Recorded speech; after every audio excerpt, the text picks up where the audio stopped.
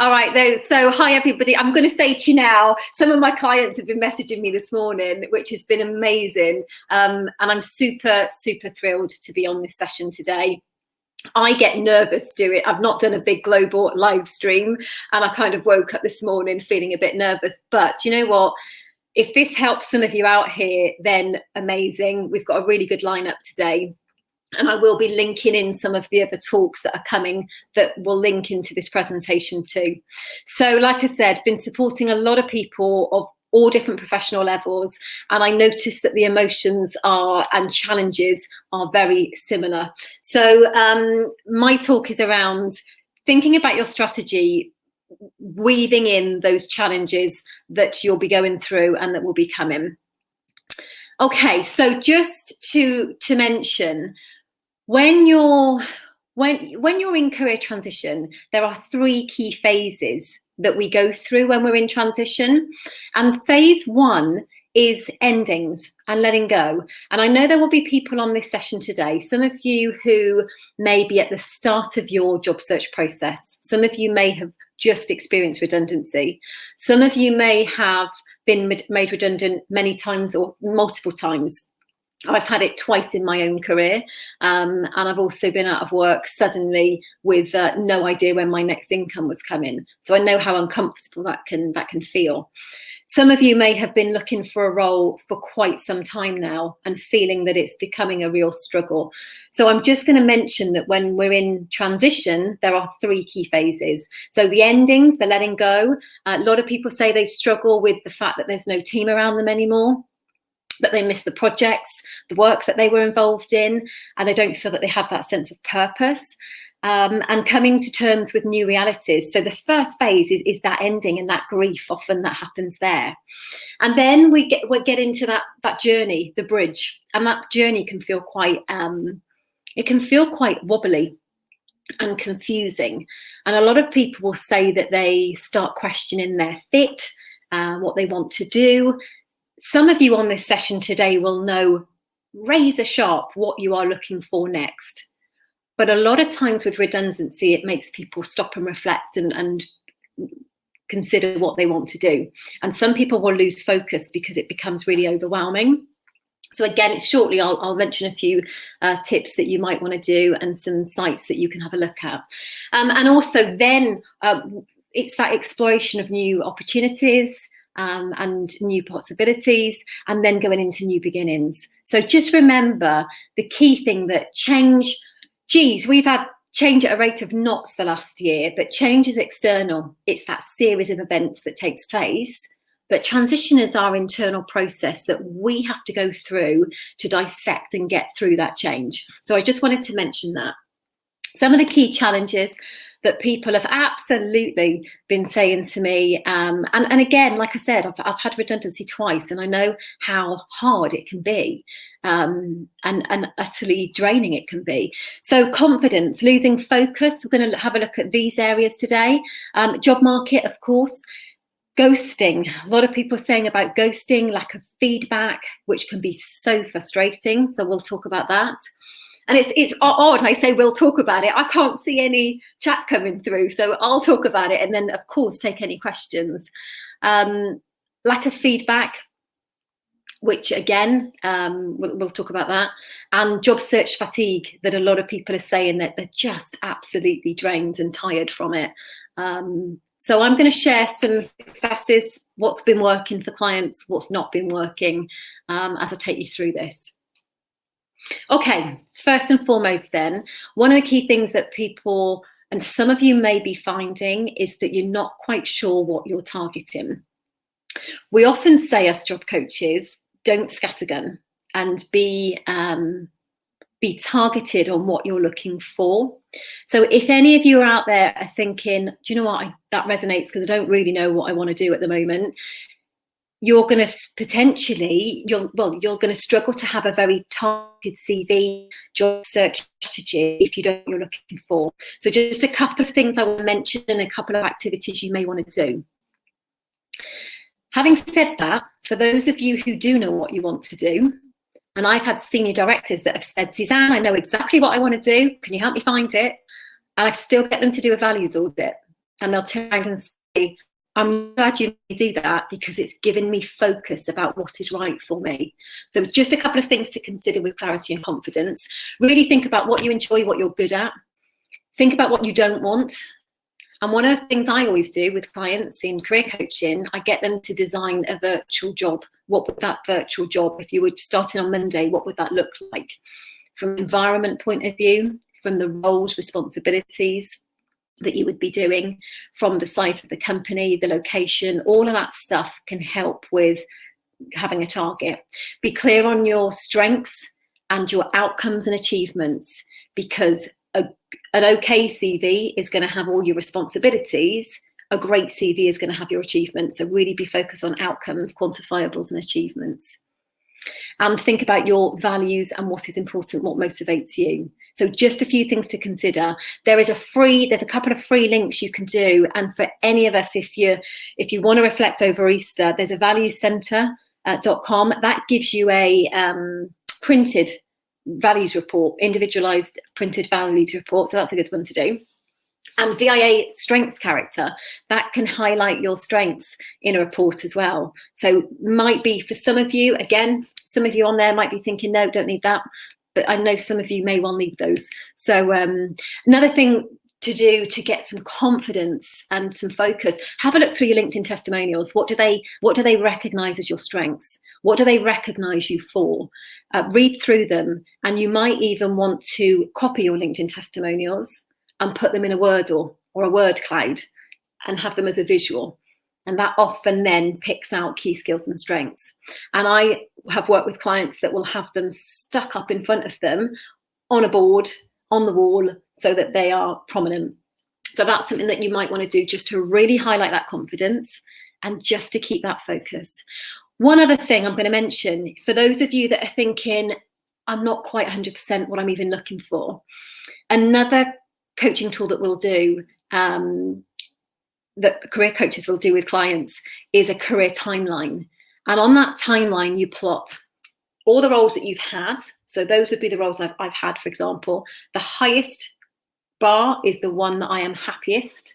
And the lowest one in blue, I wasn't happy on that one as much. And then you literally, everything that comes out of your mind in terms of what you liked, what you didn't, culture, environment, role, responsibilities, team, all of that comes out into that bar graph. And you look at it for patterns and trends.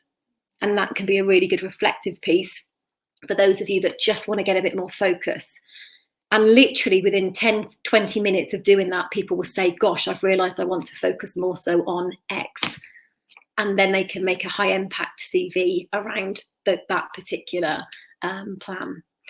Another thing you may want to do, just for any of us, those of you, especially those of you that know what you're looking for as well, you might want to just do a marketing plan. Now, this would be a one-pager and it's split into two sections. So I'm just going to talk you quickly through this. So if I was looking for a role as a learning and development manager, I'd think about what other job titles I could be looking for: L&D manager, training manager, L&D business partner. But think about the different job titles, because I'm sure Russell would have said earlier the importance of having job titles through your LinkedIn, through your CV. That's how recruiters are going to find you. Think about your positioning statement, your pitch. Yeah, and the reason that you have your pitch is that recruiter conversations, when you speak to recruiters, they're going to want to know what you're looking for, because their job is they're a salesperson, right? So they're going to match you to the relevant role. So think about your pitch, think about what you offer. And then consider, and this is the first half of this is always you. So that's you. The first half in blue is you, and then in green we go to them. So again, in blue, I'm thinking about what are my core skills? What are the key bits that I'm offering here? The key bits that I'm looking for. So I've got my key skills, and then I think about my target companies. And in this job market, you absolutely want to be thinking about target organizations that maybe you want to apply to directly, because we know, and you've probably heard it if you've been doing your job search for a while, the common statistic that goes around is over 70% of all the jobs are not currently being advertised. They're filled by other ways. And a couple of those key ways are, of course, networking and recruiters finding you online. So do think about target companies, location. However, of course, with COVID now, we're able to be much more home-based. There will be organisations whereby if I was looking for a role in Manchester, for example, I might not worry about going to a 60-mile trip, because I might only have to do that once or twice a week, because the rest can be from home. But so consider some of those things, company sizes, and research companies. So you can of course look on LinkedIn, have a look at Sunday Times Top 100, but consider organisations of interest and target a plan to go directly. And again, I'll take any questions on this as we go through. Job markets like this, in difficult job markets. Now, I was made redundant in the recession back in 2008. And that was an incredibly tough market, because obviously we had a financial crash. And at the moment, there is more confidence in the market. And I read some statistics which were good to read earlier. 146,000 new job ads posted in the third week of March, and 179,000 posted in the previous week. So in those 2 weeks, that's the highest weekly figures since the start of the pandemic in the UK. So we're definitely seeing some more confidence in the market. But when you're doing your job search, and you might look at these sectors and think, well, I've not got experience in those, and I know it can be harder to change sector. However, if you are going to look at changing sector, of course, consider doing a functional CV that will highlight your transferable skills more so. And these are some of the growth sectors, and speaking to recruiters as well, again, who are confirming that these sectors are doing really well. Again, any questions, just let me know. I can't see them at the moment. It's weird, me doing a one-way conversation, but yeah, do consider sectors of growth. And I personally, and I will say this to you, and I had a message about a month ago from a sector that I have never, ever worked in learning and development. And I had a message asking if I would be interested in going for an interview. And they found me on LinkedIn and were interested in my skills. And I was shocked, because I figured at the moment within these changing sector, I know it can be harder, but I absolutely am seeing clients do this, but functional CVs can be really useful here.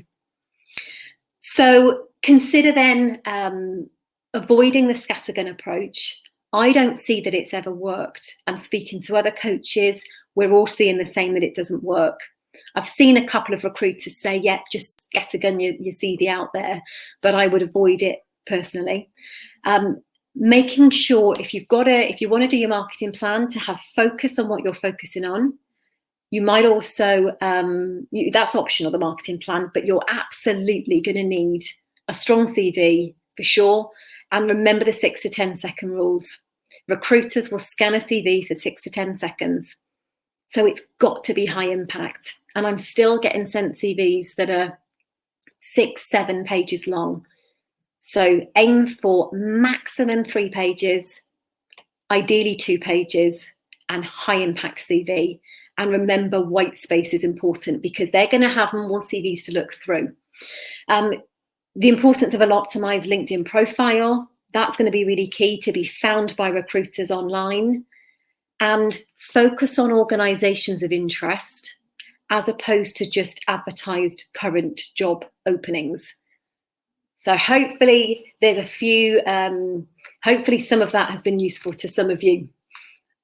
Okay, I did a recent poll. Now, I don't want to concentrate too much on these stats, because they're going to be different for everyone that's done them. But I did a poll with my network, and over 100 people who have secured roles in the pandemic within the last year in blue, that's how they found them. Andrew McGaskill with the exec market, he's just done a poll of about 300 execs, and in pink, those were the figures there. So I don't want to focus too much on them, but the absolute, without doubt, key message for any job search strategy at the moment has to be that it's multi-channel, that you're crossing all of these off to do an effective job search strategy. So I'm going to mention some of these in a little bit more detail. Okay, folks, so multi-channel is absolutely key. And advertise roles. So looking on, of course, LinkedIn, Glassdoor, some of these job boards, these are the generic job boards, but having your job alert set up, if any of you find that you get inundated with irrelevant jobs, then message that as a question, because we can give some tips on that. But certainly on advertised roles, set your job alerts up. You can set up, I had a client who was looking on Indeed, she really wanted to look in Renishaw, set up her job alerts, just literally put in Renishaw, and every time they have jobs, she gets notified of them and has landed an interview that way. So set up your job alerts, follow companies of interest for sure, which again, the beauty of social media now, you can follow organisations, and ask recruiters for industry specific job boards. There's so many job boards out there. There's loads of specialist job boards out there, specialists for certain industries, and ask recruiters which they use. But please don't put your CV on one job board, because recruiters use all different ones. They pay for different ones, and you just don't know which one that they're going to be using that's got the right role for you. So I would urge you to still use job boards for advertised roles, but also put your CV onto the job boards. Russ would have mentioned this morning about having your optimized LinkedIn profile. Well, to be found by recruiters on job boards, you're going to have your CV that's got multiple keywords throughout. A while back when I spoke to CV Library, I spoke to CW Jobs, and they were saying about 3 to 5 times per each keyword in order to help your search results get found. So really thinking about your job titles, your key hard skills, to help you get found. And the importance that if you do put your CV onto any of these job boards, they're going to find you 2 ways. One is going to be repetition of keywords. And secondly, they're going to find you by kind of the date that you put your CV on. So if you've put your CV onto any of these job boards 3 months ago and you haven't refreshed it, and you haven't resaved it, you're going to be down nearer the bottom of the pile. And you don't want to be down there at the bottom of the pile. Yeah, so you want to be as high up as you can. So just make a change, refresh it, and it will help you boost back up. So just a few things with some of these subjects then. And I'm mindful of time. How am I doing with time? Hang on, let me just check. I'm going to do a time check. You're good. You've got time. You've got plenty of time. Oh, You've just 19 minutes. Is that all right? Okay, cool. You can have another 10 minutes, have a chill, Neil, if you want. Okay. I will do. Okay, so thinking about recruiters and headhunters. Now, I'm going to say to you now, when I got made redundant and I relocated to the southwest from beautiful Brighton, and I moved to Bristol, and I thought, well, it's okay. I've got a good recruiter network, but I didn't have a good recruiter network in the southwest. And I know how difficult it can be to engage in conversations with recruiters. Having said that, I've trained hundreds of them, and they have a difficult role to do. So consider this. Recruiters usually get their fee if they place the right candidate. They're salespeople, and they need to match you to opportunities. So for them to do their role effectively, they need to know your pitch. They need to know your achievements, and they need a strong CV from you to be able to match you. They're going to ask you questions about your target companies. So really think about what your target is to help them match you to roles effectively. But of course, ask them for their advice in terms of the market, and try not to restrict your search too much. So I've worked with a few clients lately who have been saying to me, oh, I'm not sure if I want perm or contract. I really can't decide. And I say, well, don't quite narrow it yet. Yeah, consider both and see what comes at it. Don't narrow it too much. If you know you only want contract, fine, look purely for contract. But if you're not sure, keep it wider.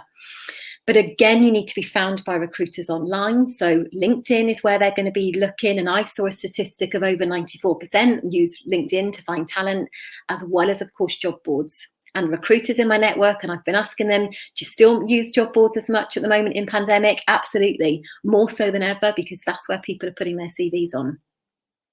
And of course, I'm sure Russ would have mentioned this, make sure you're open to work and have a most recent role on your LinkedIn, and put yourself in their shoes. How are they going to find you? Importance of location, especially if you're going onto a job board. So if I live in Bristol now and I would love to work in London, I'm much better to put London as my location as opposed to Bristol, because then I'll get found by the London recruiters. Okay. What else have I put on here? Yeah, the beauty that you have, and I've met people who have secured roles in this market because they've been putting content, they've put flair posts out on LinkedIn, they've been putting blogs and professional articles out on LinkedIn, or just mentioning what they're looking for, and recruiters have found them. Not always, but keeping that momentum going on LinkedIn. You never know who sees it. And I've absolutely seen people secure roles by those posts. The power of LinkedIn, of course, and I'm not going to go into detail on these, but we've seen a real community on LinkedIn. So engage with that community. If you don't feel confident posting posts, comment on other people's posts. It helps with your visibility. But joining groups, the advantage of joining groups on LinkedIn, you've got access to all of those people that you can message directly if they're within a group, within a specific industry group, for example. But certainly use it as a network. The successes that we're seeing on LinkedIn are coming about by people going directly. I've had a client who, incredibly, he had rejections by 2 job board applications. ATS, he got rejected. He was gutted. He knew that the roles were ideal for him, and he reached out to hiring managers directly, the would-be hiring manager, and secured 2 interviews that way, and a subsequent offer. So if you see a role that is absolutely right for you, go direct for sure. Chris is talking personal branding later. I think there's another talk about personal branding later on. But of course, as well, you've got LinkedIn Learning, but there's also a couple of others that I've put on there, lynda.com, Udemy, and Coursera.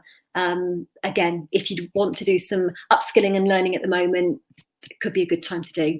So really, really quick one, networking. Think about your hot contacts, people that you know that you're going to have your best interests at heart, and really think about going directly to those. Think about, again, professional contacts that you have, industry contacts that you may have, or if it's a change of industry, start linking up and expanding your network within that desired industry. They're all going to be really important to do. People that you've worked with, I've kind of put a list up here just to get you thinking about. Have a look at some of those, just in case there's things on there that you think, I haven't done that. Some of you would have exhausted all of this. Some of you would have literally been doing this for quite a while. But if you are new to your job search at the moment, these are all potential avenues for your networking, for sure.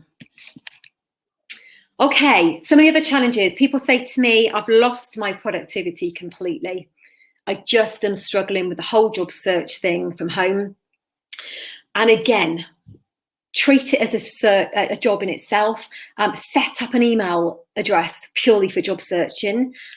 Devote your time. And I had a client who was a commercial director who literally said, Suzanne, I'm doing my day like I would be at work, but I'm focusing on my job hunt. He was absolutely amazing in terms of productivity that way. But subsequently did secure a role off the back of it. But have your plan, have a structure if you can, but listen to your mind and body when it's telling you that you need a break. Those breaks are going to be really, really important. Yeah, so take some breaks, of course, but tick off your achievements, celebrate your successes, the little wins, the small things. So those are just a few things. And if you're applying at the moment to multiple roles, keep copies of them, because if you get invited to an interview, keep copies. Just a little bit about ghosting, because people are saying it's absolutely doing their head in terms of the ghosting, in terms of going quiet. Some of these jobs that are advertised may not currently be hiring for. Double check, always have a look. How long is the job advert been out there? I would always advise you to apply to the most recent roles first. Check on the company website as well. Go onto the company website and see if that role is advertised. And if the role is over a month old, then again, whether you want to spend a long time doing an application, I wouldn't. If it's over a month old, I would try to find out if it's still available by contacting the company recruiter. I know it's sometimes really hard to find out, but aim for the most recent ones first. And on LinkedIn and the job boards, it will tell you how long those have been advertised for. Okay, I'm nearly there, folks. It's not much longer, I don't think. Job search fatigue is real. It's really, really real. People are absolutely shattered from it. This whole emotional roller coaster when we're in transition, the stress that people are under at the moment, the financial pressures, the not knowing when this next role is coming, that can really, really take its toll. So be kind to ourselves and focus on our energy drainers and gainers. So if you're going to be sat at the screen for a good couple of hours doing an application form, doing some work on your CV, making sure then that you're also trying to have a networking conversations through your week. Try and structure some Zoom offers in your week to really help break it up a bit. But job search fatigue is definitely real. And I just want to mention in terms of rejections, rejections at the moment are part and parcel of the modern day job search right now. And I saw somebody who messaged to say that after 200 rejections, they just landed a role. 200 rejections. Rejections are going to be part and parcel of the job search strategy at the moment. And it's so easy for me to write on a slide, try not to take them personally. And people are saying, you know, when I've had so many rejections, I can't help but take them personally. But all we can do, and I've been there too, I've had rejections too. I'm not one of these coaches. I'm not going to say that every job I've applied to I've ever got, but focus on the things that you can control. So if you haven't had feedback, if you haven't had a callback that you were desperate for, always think about the things that you can and can't control. And I remember a boss many years ago told me about the circle of influence that you may well know of. But there are some things in life that we can control. And there are some things in life that we just cannot. They are completely outside of our control, and we have to let those go.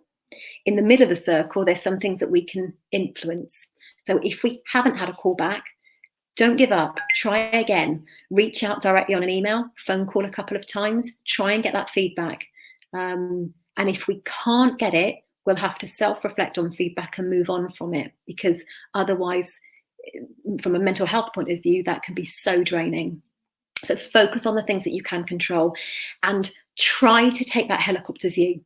So if you get to the point, if anyone on here is thinking, I've sent my CV out to 100 odd, 200 companies and I've got nothing back, then stop. Think about what's not working, i.e. the CV's not getting you an interview.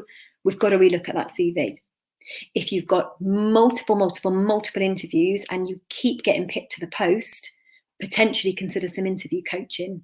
Yeah, that's something that could be is in your control there. So take a helicopter view, make adjustments to your strategy for sure.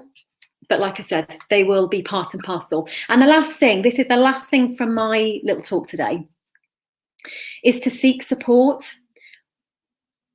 Seek support from, whether that be networking with other job seekers, speaking to partners that you have, friends, partner, sharing the highs and lows and successes and challenges and being open and honest with those. Join webinars or groups. There's been loads of free webinars going on.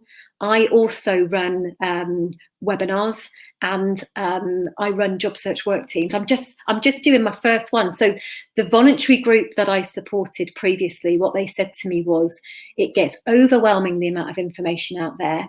It gets really lonely and soul destroying. And the power of coming together with other people to see what's working and share the challenges can be so powerful. So I'm going to set up a LinkedIn group, and it's called, I've set it up, it's called In It Together. You're very welcome to join In It Together. And also I do, from April, I'm running only in 12, literally a group of 12, and I take people through a structured job search program twice a week with me for 4 weeks. So if anyone's interested, just reach out.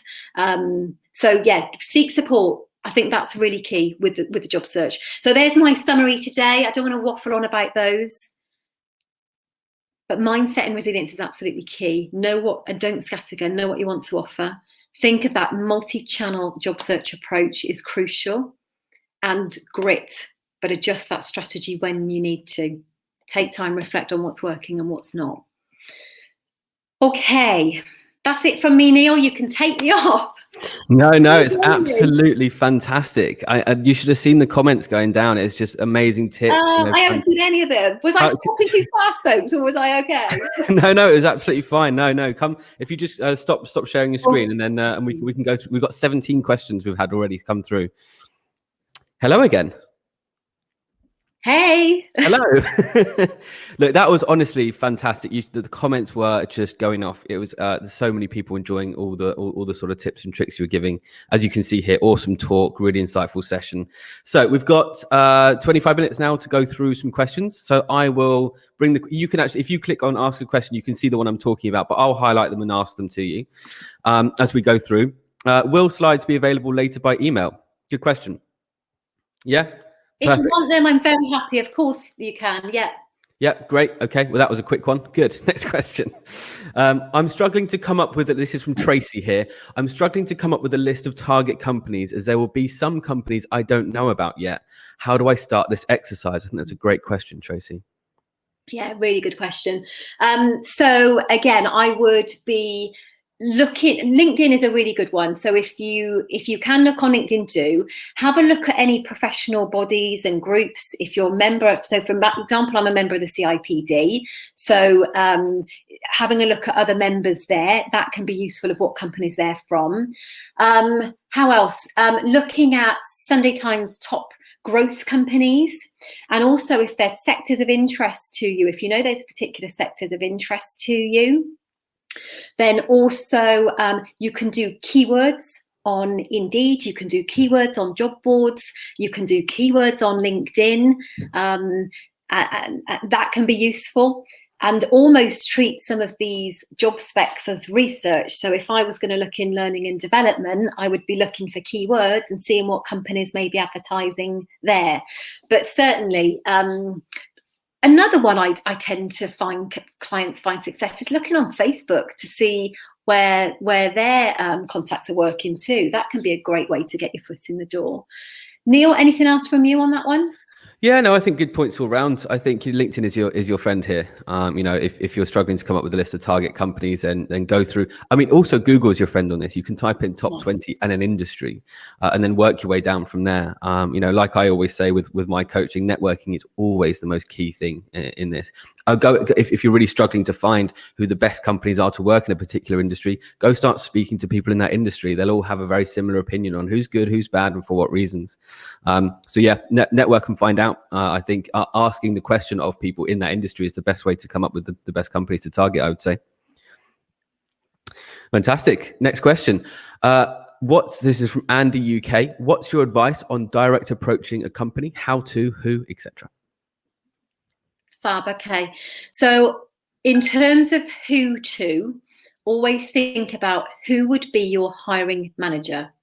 So if I'm a HR manager, I would go to the head of HR or the HR director. So always think about who would be the person that would be your direct boss, or even the boss above them. That would be the who to target. In terms of the how, the way I always suggest to do it, and I don't worry about the emails, I always would send a personalized connection request, and you can completely say in that message that you share a passion for the same industry and they work in an organization that's got a fantastic reputation. It would be wonderful to connect. Once they've then connected with you, thanks for accepting my connection request. I'm currently looking for an opportunity as a HR manager, and if you would be open to having a conversation just about the market, trends and potential opportunities, it would be really great to have a Zoom cuppa. And that's one of the great things at the moment. Everybody's at home, so there's more availability to have Zoom networking conversations. Dom, I think later, Neil, isn't he? He's doing a whole session about this, about how to approach directly. But I would do it that way. I wouldn't worry about emails. I would send a connection request, personalize it, and then follow it up. Yeah, absolutely. And I would say, a lot of people ask, who, like you said before, who is the person that I contact, right? And it's whoever you think is going to say, yes, I want to hire Suzanne. That's the person. whoever's the person who's ultimately going to be your hiring manager or line manager that says, I want to hire that person, that's who you need to contact. There is one thing that's been working really well for my guys as well in the early career academy, is contacting peers in companies. Sometimes you will struggle to get hold of the hiring managers and stakeholders in companies. Contacting peers in companies just with a simple message saying something along the lines of, I've got a top 20 list of companies I'm looking to work for. You're on that list. How did you manage to do it? How did you get a job there? Can you talk to me about it? Tell me how you managed to get a job doing what I want to do. And if we've got, I'm in one situation at the moment where a hiring manager received the CV of the person I'm working with by 3 different people that work in their company because they contacted all the peers, right? And at that point, you can't ignore that person, right? So that's also, the hiring manager is definitely the number one place to type of person to contact. But also, if you are struggling with that, try contacting peers and just asking how they managed to get a job there and talk to them about it as well. Yeah, and using what's it called? I've got a mental block. The mic function on LinkedIn, you can follow up rather than just sending an email once they've accepted to say, would they be open to coffee, to actually send a voice note, because it's harder to turn down a voice note when you've heard the sound of their voice. I can't not listen to it, because there's another thing about this. Like if you receive a written message on LinkedIn, you can read it and ignore it. But if someone sends a voice note, you don't know what it says unless you press play. Yeah, and I think there's an inherent sort of psychological thing there where you have to kind of find out what it is. You can't say no to someone before you know what the proposition is in the first place. So, and also, like you said, when someone's heard your voice, it's much more difficult to say no, right? Yeah, absolutely. And I'm just going to mention something, and Glyn's put a really good point in here, companies looking at brands who admire ethical operations, etc., for sure. But also, I was reading how some people have been having successes. I just want to mention this in case that everyone's thinking of the big companies, the big corporates, the LinkedIn. Actually, some of the smaller local family companies, they aren't always all over social media. And some people have been having successes by just kind of Googling or looking through their local pages and things like that and finding roles. I'm just going to mention it because sometimes we go so in that mindset of those type of companies when actually some of those smaller organizations, there could be successes there. Just wanted to mention. I saw a great tip on here as well from someone saying, I record YouTube videos. There's something called Loom, which is you can record a video in it. You can just basically shares your screen and you record a video. That's really useful if you want to do like a video cover letter, for example, where you can talk through your CV or you can talk through a job spec. So it's Loom, Loom, completely free to use as well. That's also quite useful if you're trying to approach people directly. A video like a voice note is often much harder to ignore. Yeah, for sure. Perfect. What is a flare post? So when you do a flare post, you literally advertise to your network who you are and what you're looking for. So some people on LinkedIn have, and it takes guts to do this, but gosh, it could really see results. If you've got contacts on LinkedIn and you've got a network, a lot of people at the moment want to help out their network. Yeah. So if I was going to write a flare post, I would put on my LinkedIn, I would write a post to say, hi, everybody, wanted to let you know that I'm currently open to work. I'm looking for a role as what I'm looking to do. Here's some of the key things that I'm looking for that I would bring to an organization. If you've got any opportunities that you know of, please don't hesitate to let me know. If any hiring managers see this post, would love to have an exploratory call with you. You're literally advertising to your network that you are open to work and this is what you're looking for. That's what a flare post is. Perfect. Okay. How do you manage a functional CV in LinkedIn? From Tim. Yeah. So I'm not a fan of putting your CV on your LinkedIn profile.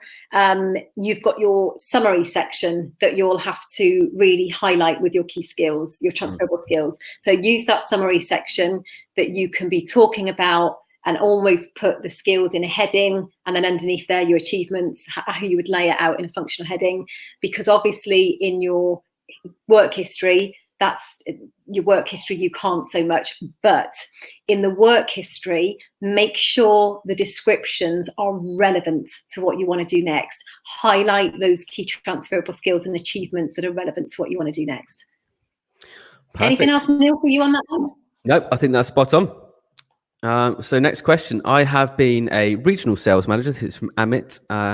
Which other titles should... that question seems to have disappeared for some reason. I got it here. If you're a regional sales manager, which are the job titles? Sales manager, account manager, business development manager, client relationship manager. Those are some of the job titles that you may well want to be looking at. Yeah. I think account executive. Sorry to interrupt. Go ahead. No, go on now. No, I was just going to say, I think Google's your friend with this one. If you type in regional sales manager, alternative titles, you'll get a list. Typically, yeah. I'm pretty sure I've done that exact search before. But you're right. So account executive, for example. But sorry, carry on. I've got another one here. How do functional CVs go with ATS? Yeah, great question. So any ATS is going to find you with keywords, with key job titles, with key hard skills, with key qualifications. They're going to be finding you that way. So it's a lot harder if you're going to do a complete career change to be found on a job board. That's going to take a different approach. But if you are, for example, if I'm a learning and development manager and I'm looking to change sector, I will absolutely be making sure that my L&D experience, job titles, hard skills are in there. But if it's a complete career change, that's going to be a different approach to uploading your CV on a job board. You can certainly, from your profile to your key skills, you can highlight key things. So for example, let me give you a specific example. I had a client who was a marketing manager and she wanted to be an estate agent. Okay. And she did put her CV online and she did get an interview from it. And her profile was talking about, I'm now looking to work as an estate agent using my skills of negotiation, marketing, client relationship management. I've got a great knowledge of property, and property and interior design. And she was putting that as her profile. She put her key skills relevant to estate agency, negotiation, sales management, marketing. And then she was talking about more so at the bottom of her CV, she was putting things like currently looking for a role as an estate agent where I can use my skills as and doing it that way. So you don't have to do every job you've ever done on your CV.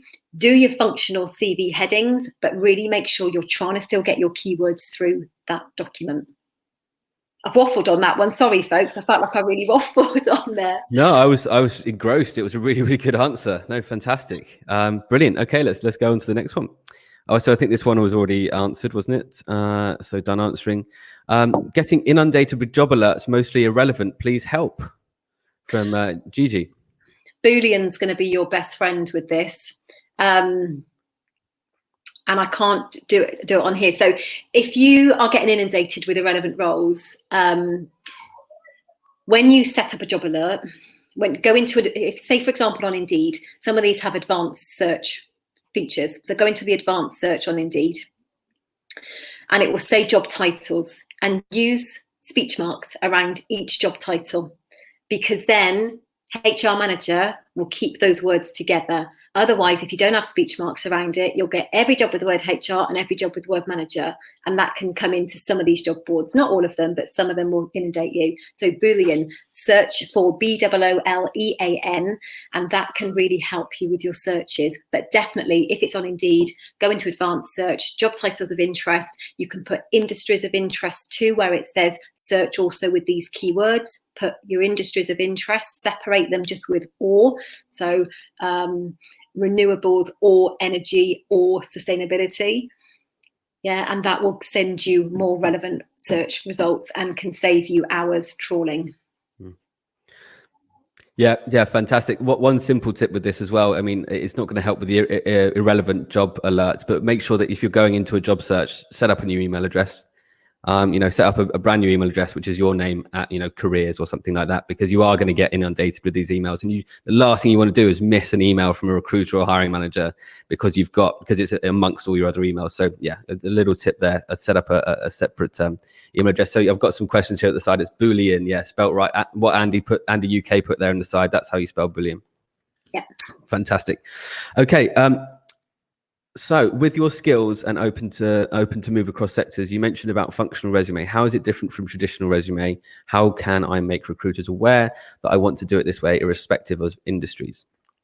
I missed that. I was looking at somebody's comment on the chat. Sorry, let me have a look at it. That's Oh my right. goodness.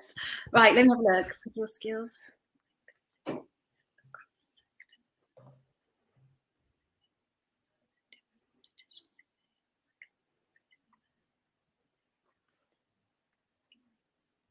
Yeah.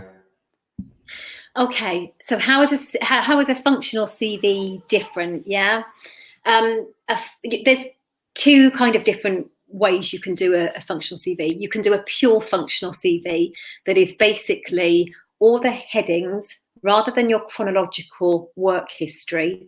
They are all skills headings. And in fact, message me on LinkedIn. I'll send you an example of a functional CV. It's no problem. I'll send you an example. But you basically have your skills headings and then your bullet points under each skills heading. So say, for example, negotiation is a skills heading. Then you bullet point all your expertise that you have in negotiation across any role that you've done. You summarize that there. If your next heading is sales, again, you don't put it specifically for one job. You summarize all of the skills you've got within sales in your CV within that heading. So you very much think about, and I always say this actually to clients, you think about the job market like any other market. You've got buyers and sellers, and these employers are the buyers. So if you see it, use your job specs for research. So if you know you're looking for a sales manager role, look at the job specs. What are the key skills that they are keep asking for? And if it's account management and negotiation and influencing, use those as your headings in your CV, bullet point summary, all of that expertise within it, and there's your functional CV. If you're looking to still stay within your skill set, but you want to change industry, then doing a combination of the two can be useful. So rather than a pure chronological CV or a pure functional CV, the first 2/3 of my page, for example, would be functional headings where I'm celebrating, that's the wrong word, I'm selling my functional transferable skills, and then the rest of it is relevant, keyword relevant, jobs that you've done. But message me, I'll happily send you an example of a functional CV. Fantastic. Let's take one more question and then we'll talk about how people can find you afterwards, Suzanne. So last one is ghosting. I've had 2 interviews with a company and the last one was 22nd of March. They said they would let me know by the following day. They haven't. Very common concern this, Suzanne. So how would you deal with ghosting? You've had 2 interviews by the 22nd of March. They said they would let you know. They haven't heard anything. Sent an email 3 days after the interview for an update. So you've sent us email, still have heard nothing. Should I do anything more? I would send another email to say, just wanted to reach out before the Easter break to find out if there's any feedback that I can capture. Positives or anything at all will be really, really valuable. And just reiterate that you are particularly interested in the role, if you are interested in that role, and that it would be great to hear from them. So I would follow it up again for sure. Anything else you would add on to there, Neil? Yeah, I think this doesn't help in your current situation, Tracy, but for future interviews, and I've been saying this a lot to people and it's been working really, really effectively. When the time where you're requested for an interview, you hold the most power, right? So book in your follow-up calls when you're booking in your interview. So if they say, when are you available to come in for an interview, or when are you available for an hour? Say, brilliant, I'm available Wednesday at 2 p.m. How long does feedback typically take? Okay, it takes a week. Brilliant. What time next Wednesday can we book in 15 minutes for feedback? And if you can calendarize that and put that in their diary, it's very, very hard for them to renege on that. That's obviously something you have to do at the beginning of that process, though. So booking in your feedback calls will ensure you aren't ghosted, essentially. And that's been working very well recently. Perfect. And there's one other question that's through, and I'm getting several interviews but struggle with nerves. Can you recommend good interview coaches? If you're struggling with nerves, I just want to mention this to anybody on here. Do you know what? You're halfway there. They like your CV. They like the look of your skills and experience. So remember that for your nerves. You deserve that interview. You totally, totally deserve it. Depending on, you can absolutely have interview coaching if you think that would be beneficial for you. I cover interview coaching and I've done it for absolutely years. There's and who else? Neil, I'm sure you do. Sarah Fitton, my friend Sarah, does interview coaching. So there's a good few of us. But if you want to reach out, then of course, please do. Fantastic. And how can people find you if they need to? On LinkedIn, and do everybody connect with me. It'd be lovely. I'm going to start some LinkedIn lives after Easter. Love it. And I've got some really, really fab people. I've got recruitment directors wanting to come on with me.